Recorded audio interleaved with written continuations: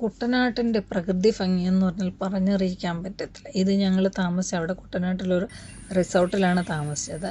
അപ്പം ഒരു ദിവസം ഫുള്ളായിട്ട് അപ്പം അത് ഞങ്ങൾ രാത്രിയാണ് എത്തിയത്. പിറ്റേന്ന് രാവിലെയുള്ള ആ സൂര്യോദയവും അവിടെയുള്ള ആ കായലാണോ വെള്ളം പോകുന്ന ആ ഇതുണ്ടല്ലോ ആ ഒഴുക്ക്, അത് എന്താ പറയുന്നത്, പറഞ്ഞറിയിക്കാൻ പറ്റാത്തൊരു ഭംഗിയാണ്.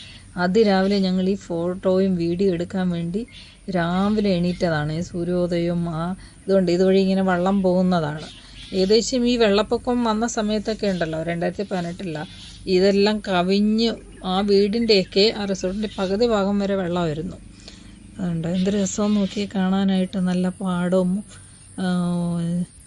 എവിടെ നോക്കിയാലും വെള്ളം, 4 വശത്തൂടെ ഇങ്ങനെ വെള്ളം വരുന്നതാണ്. ശരിക്കും പറഞ്ഞാൽ അവിടെ നിന്ന് വരാൻ തോന്നിയില്ല, അത്ര ഭംഗിയായിരുന്നു കാണാനായിട്ട്.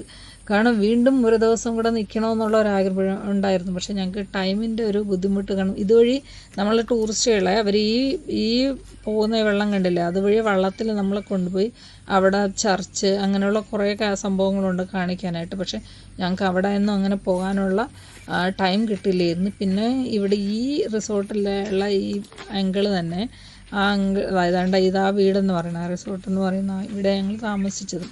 അവിടെ കുറേ പഴയ സാധനങ്ങളുണ്ട്, പഴയ ബോട്ട്, പിന്നെ അന്ന് ഉപയോഗിച്ചിരുന്ന എന്താ അരയ്ക്കാനും ഇടിക്കാനും ഉപയോഗിച്ചിരുന്നതും പല വിലപിടിപ്പുള്ള കപ്പ്, പ്ലേറ്റ്, പിന്നെ നെല്ല് വയലിൽ നിന്ന് എടുത്തിട്ട് നെല്ല് മാറ്റുന്ന ആ സംഭവങ്ങൾ, വെള്ളപ്പൊക്കം വന്നാൽ ആ വെള്ളം മാറ്റുന്നതിനുള്ള സംഭവങ്ങൾ, അങ്ങനെ കുറേ സാധനങ്ങൾ, പണ്ടത്തെ കാലത്ത് നെല്ല് പിന്നെ സൂക്ഷിച്ചിരുന്ന സ്ഥലങ്ങൾ, അങ്ങനെയുള്ള ഒരുപാട്, അത് ഞാൻ അടുത്ത വീഡിയോയിൽ കാണിച്ചു തരാം അതെന്താണെന്ന്. കുറേ കാര്യങ്ങളുണ്ട് അങ്ങനത്തെ കാര്യങ്ങൾ, പഴയ മണി. പിന്നെ ഇവിടെ ഒരുപാട് ടൂറിസ്റ്റുകൾ വന്ന് നിൽക്കുന്നതാണ് കേട്ടോ.